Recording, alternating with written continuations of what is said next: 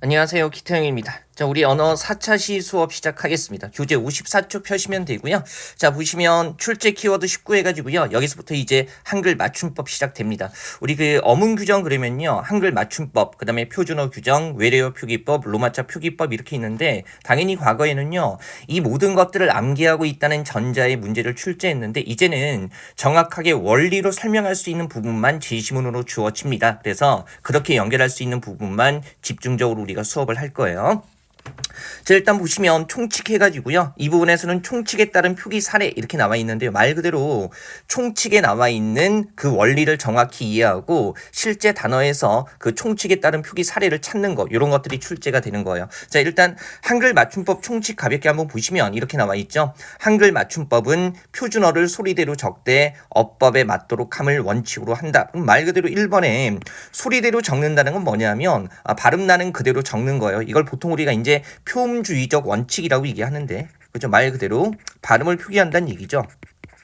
그래서 결과적으로 소리대로 적는 것이라는 원칙을 따라가는 것은요. 표기와 발음이 일치할 수밖에 없습니다. 그죠? 그래서 바다, 어깨, 양심 이거 다 표기와 발음이 일치하는 거죠. 그 다음에 어법에 맞도록 적는다는 것은 뭐냐면 물론 우리가 흔히 어법이라고 얘기를 하게 되면 문법 체계 전체를 얘기하는데요. 여기에서는 단순히 문법에 맞게 이렇게 얘기하는 게 아니라 각각의 단어를 구성하는 형태소의 원형을 밝혀 적는 것 이런 것을 뜻하는 겁니다. 이 원래 형태를 밝혀 적는 것을 뜻한다는 걸 명확히 알고 계셔야 되고 이런 거죠.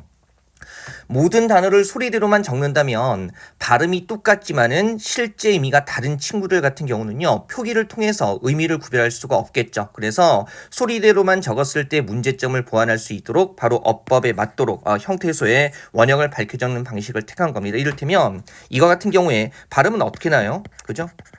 꽃에다가 조사 이가 결합한 거여서 꽃이 이렇게 발음이 나는데 만약에 소리 나는 대로 꽃이라고 적게 되면 먹는 꽃이 하고요. 그 다음에 명사 꽃에다가 조사 이 붙은 것이 그죠? 표기의 형태로 구별이 안 되겠죠. 그래서 이런 경우에는 각각의 명사와 조사의 원형을 밝혀 적는 겁니다. 늙는 밭을 다 마찬가지고요. 이거 발음은 늙는 그죠? 그 다음에 얘 같은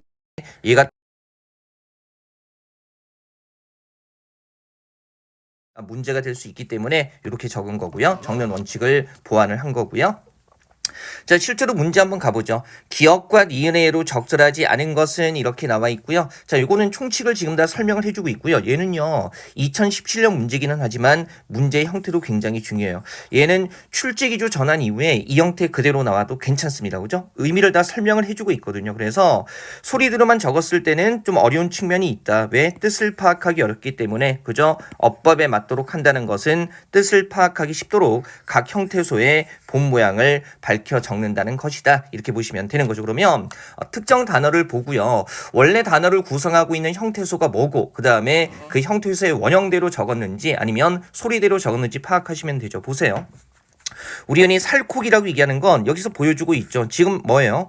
살 더하기 고기 그러면 만약에 형태소의 본 모양을 밝혀 적었다면 살고기 이렇게 적어야 되는데 실제 발음이 살코기로 나기 때문에 얘는 뭐예요? 소리대로 적은 게 맞는 거죠. 그죠? 그 다음에 보세요.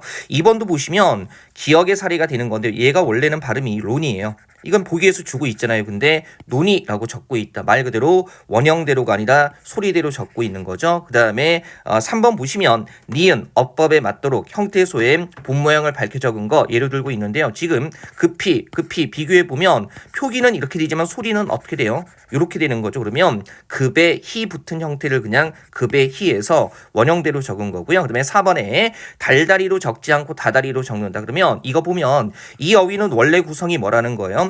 달 더하기 달인데 달이라는 형태를 그대로 적고 있지 않잖아요. 그죠? 따라서 얘는 어법에 맞도록 즉 형태소의 본 모양을 밝혀 적었다고 볼 수가 없는 거죠. 왜냐하면 형태소의 본 모양을 밝혀 적었다면 한 달, 두 달 했을 때 첫 번째 음질의 달이라는 형태를 여기서 그대로 적어줘야 되는데 달이 아니라 다로 적고 있기 때문에 얘는 어법에 맞도록 적은 거라고 볼 수 없는 겁니다. 확인할 수 있죠.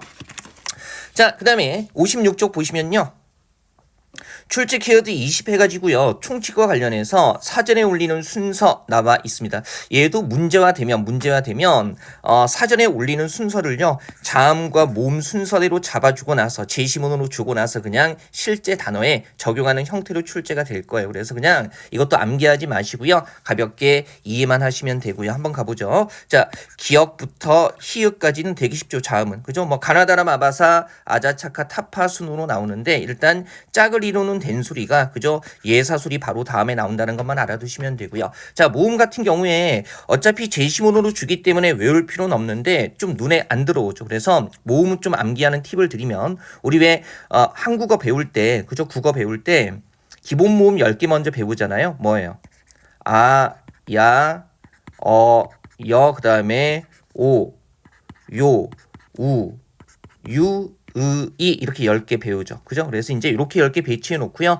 첫 번째 줄과 세 번째 줄은 기본 모음 다음에 바로 이를 결합한 형태가 나오는 거예요. 그래서 아 다음엔 에, 야 다음엔 예, 어 다음엔 에, 여 다음엔 예 이렇게 나오는 거고요. 그 다음에 오 다음에는 양성 계열의 자, 아, 에, 이를 결합한 게 순서대로 나오는 겁니다. 그러면 오 다음에 아, 에, 이 결합한 거니까 와, 왜 이렇게 나오는 거고요. 그 다음에 우 다음에는 음성이니까 에, 이 결합한 게 나오는 거예요. 그래서 그 다음에 위 이렇게 나오는 거고요. 그리고 의와 이 사이에도 이를 결합한 거라서 의가 나오고 마지막에 이가 나오는 겁니다. 가볍게 이해하시면 되고요.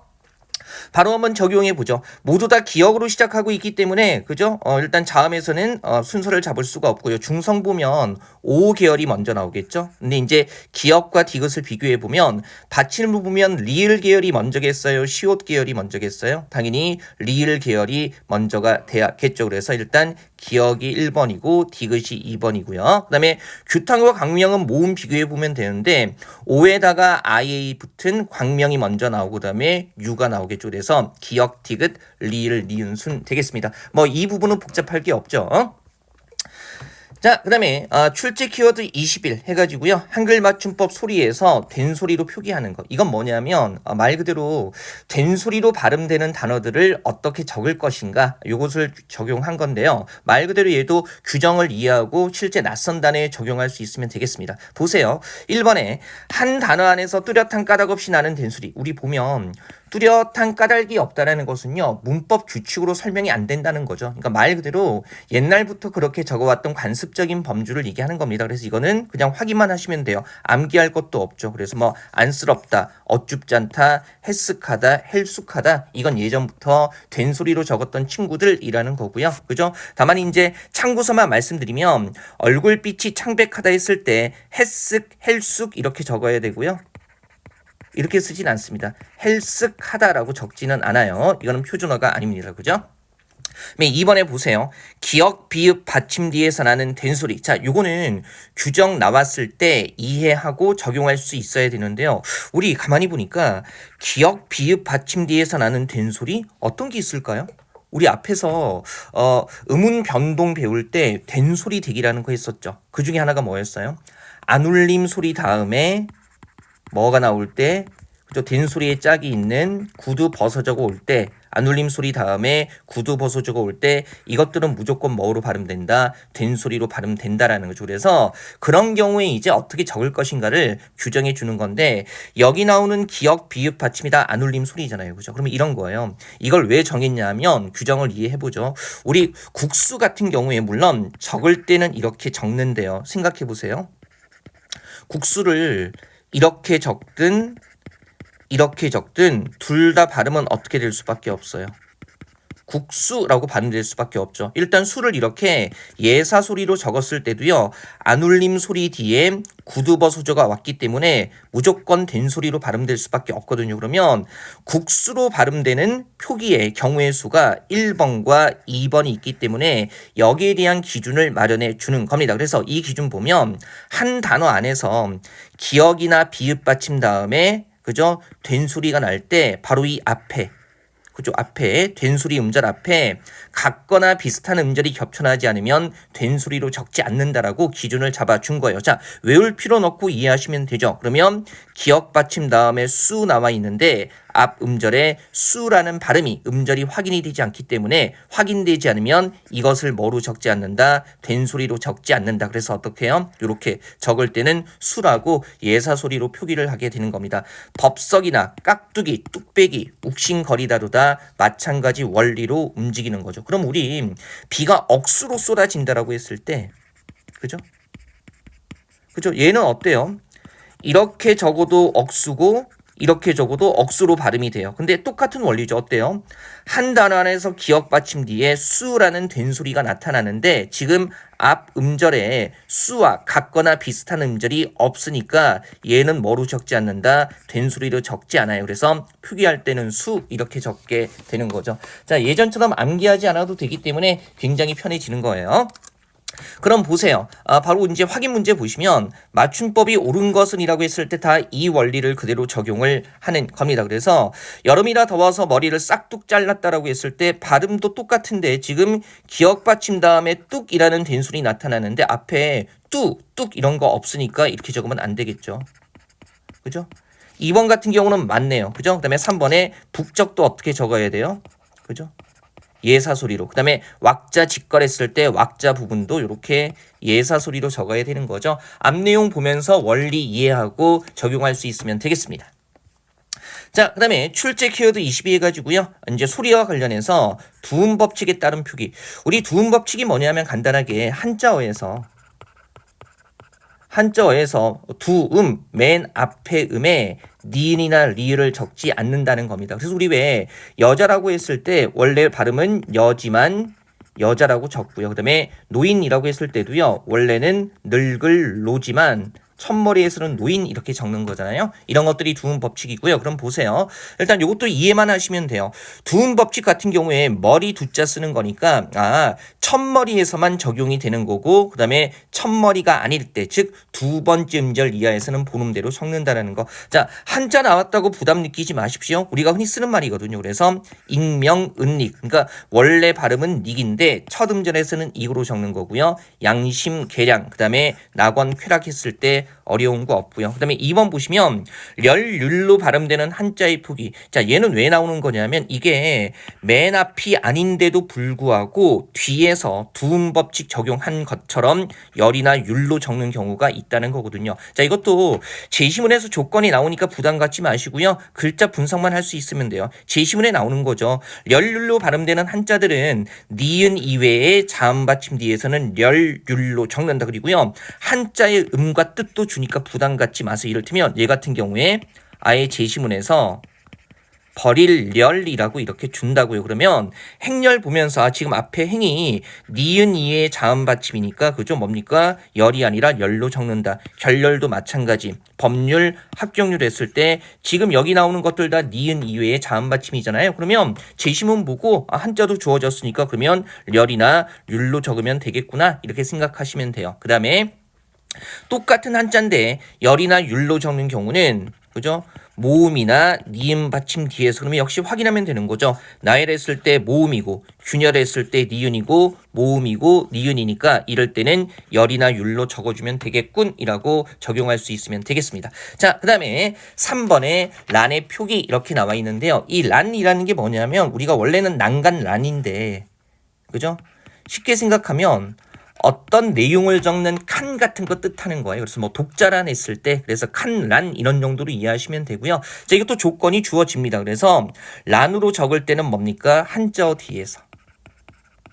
그죠? 그 다음에 난으로 적는 경우는 언제라고 나와 있어요? 확인할 수 있죠? 고유어나 외래어 뒤에서. 그러면 얘가 시험에 나오면 어떻게 나오겠어요? 우리가 선생님 독자나 정답이라는 게 한자어라는 거 모르면 이거 적용 못하는 거 아닙니까? 제시문에요. 제시문이나 선택지에 독자한 다음에 한자 병기를 해줍니다. 그러면 이 독자라는 말 자체가 한자라는 정보를 이미 주는 거죠. 그래서 적용하기 어렵지 않을 거예요. 자, 독자는 한자니까 란으로 적고 정답도 마찬가지고요. 어린이는 순 우리말 고유어고요. 칼럼은 괄호치고 병기에서 주겠죠. 외래어기 때문에 난으로 이 한자를 난으로 적어주면 되는 겁니다. 왜 이런 현상이 발생하는지 참고 삼아 말씀드리면 이 한자 칸, 란 같은 경우에 다른 한자 뒤에 붙으면 그저 단어의 일부로 인식이 되기 때문에 본음대로 적게 되는 거고요. 그다음에 결합하는 어휘가 달라지면 고유어 뒤에 한자 란이 결합하면 얘가 하나의 독립적인 어휘처럼 인식이 되기 때문에 마치 두음 법칙 적용한 것처럼 니은의 난으로 적어주게 되는 겁니다. 자, 다음 페이지 보시면 량도 마찬가지거든요. 얘가 헤아릴 량 해가지고요. 원래는 수량을 나타내는 겁니다. 그죠? 그러면 보세요. 량으로 적는 경우 언제라고 나와 있어요? 한자어 뒤에. 그러면 제시문이나 보기에 작업하고 한자 병기 돼 있으면 요거 붙어 있을 때 량으로 적는다는 거 확인하시면 되고요. 그다음에 양으로 적는 경우는요. 고유어나 외래어 뒤에서는 양으로 적습니다. 그래서 구름, 그죠? 순우리말이고 알칼리 외래어기 때문에 이때는 양으로 적어주면 되는 거죠. 그죠? 자, 규정 적용하기 어렵지 않고요. 다만 5번에 파생어와 합성어의 표기는요. 요거는 좀 암기 포인트 드리겠습니다. 설명 나오더라도 금방 이해가 되지 않기 때문에 외워두시면 좋은데 보세요. 공연불 했을 때 원래 이 연불이 생강염이에요. 그러면 우리가 이미 알다시피 첫 음절에서만 두음 법칙이 적용되는 거니까 얘는 공연불 이렇게 적어야 될 것 같은데 실제 표기는 두음 법칙 적용된 것처럼 염으로 하거든요. 그래서 이런 거예요. 쉽게 생각하면 세 글자 이상의 3음절 이상의 한자어, 그러면 보통 이제 파생어일 수도 합성어일 수도 있는데 파생어, 합성어 구분하는 건 무의미하고요. 3음절 이상의 한자어에서는 따로 한 단어가 되는 부분에 두음 법칙을 적용하면 됩니다. 그래서 이를테면 보세요. 공연못 했을 때 따로 한 단어 되는 부분이 어디예요? 염불. 그러면 두음 법칙 적용한 다음에 여기에 공이 붙었다고 생각하는 거예요. 그다음에 연이율 같은 경우도 얘가 원래는 이롤인데 따로 한 단어가 되는 부분이 이율이거든요. 그래서 이율이라고 두음 법칙 적용한 다음에 그냥 연이 붙은 겁니다. 비논리적이라고 했을 때도 따로 한 단어가 되는 부분이 이 논리적이라는 거거든요. 이것도 원래 발음이 론이지만 따로 한 단어가 되는 부분 논리적에 두음 법칙 적용한 다음에 앞에 비 이렇게 결합해서 적은 거죠. 자, 실제로 문제 한번 보죠. 얘도요. 옛날 경찰 문제기는 한데요. 충분히 요 정도로 나올 수가 있습니다. 그래서 얘는 문제 형태로 중요해요. 나중에 우리가 적기 할 때 예전에 문법 문제 중에서 이렇게 제시문형 문법 문제만 골라서 또 풀이할 겁니다. 단순 암기하는 문제는 풀이하는 의미가 없고요. 자, 지금 두음 법칙 설명하는 거죠. 한자음 리을 계열이 왔을 때 첫머리에서 다 뭐로 적는다는 거예요? 니은으로 적는다는 거고, 그 다음에 첫머리 이외의 경우에는 본음대로 적는다. 그리고 붙임이 접두사처럼 쓰이는 한자가 붙어서 된 단어라는 게 조금 전에 우리가 본 것처럼 파생을 얘기하는 거고요. 뒷말을 두음 법칙에 따라 적는다. 이거 어떻게 이해하면 된다고 했어요? 그죠? 3음절 이상의 한자어에서는 따로 한 단어가 되는 부분에 두음 법칙 적용하면 된다고 했죠. 그러면 1번 같은 경우에 낙원은 원래는 락인데 그죠? 니은으로 적은 거고요. 신락원 했을 때 따로 한 단어가 되는 부분이 어디예요? 여기서 보여주고 있듯이 낙원이 따로 한 단어가 되기 때문에 얘는 신락원 이렇게 적어줘야 되는 거죠. 이게 틀린 거네요. 1번이 정답이고요. 얘는 뭡니까? 레이지만 레일. 그 다음에 얘는 원래 로지만 상노인 했을 때 그죠? 노인이 따로 한 단어가 되기 때문에 그대로 두음 법칙 적용하는 거고요. 그 다음에 누각, 그리고 이 누가 원래 발음이 룩이는 한데 첫머리에서는 누로 적는 거고요. 광활루는 이것 전체가 하나의 고유 명사기 때문에 따로 한 단어가 되는 부분을 잡을 필요가 없죠. 그래서 첫 음절이 아닐 때는 그저 본음대로 루로 적게 되는 겁니다. 그죠? 자, 규정 이해하는 게 크게 복잡하지 않으니까요.